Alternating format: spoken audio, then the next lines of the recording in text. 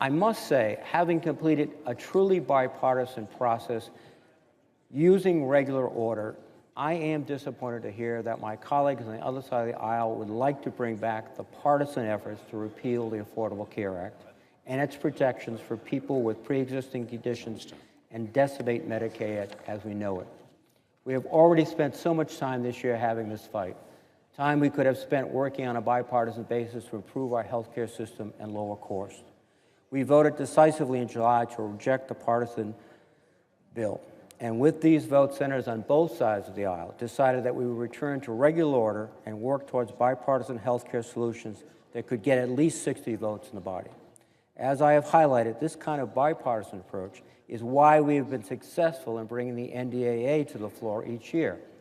And Senators Alexander and Murray have been doing just that with respect to the Health Committee. They have had 4 hearings over the last 2 weeks with witnesses of both parties, from governors to health insurance commissioners to leaders in industry. I have great confidence in my colleagues and their ability to craft a bipartisan bill to improve the ACA, and the majority of senators could support. This is a bipartisan, inclusive process, and I should note that it's undertaken by one of the 2 committees that have jurisdiction for health care.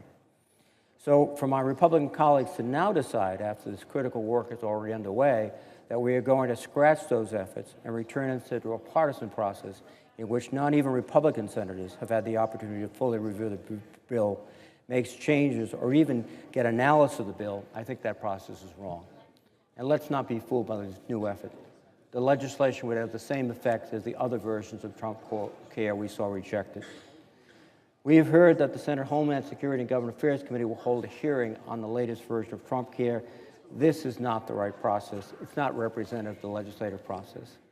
So I would urge my colleagues to reject this approach, and rather to follow the example that I think that we have tried to set at NDAA, a bipartisan, regular process in which amendments are offered by both sides, in which debate is undertaken, in which we come to a conclusion based on 60 votes and move forward to improve the country, but particularly to protect the men and women of the armed services. And with that, I would yield the floor.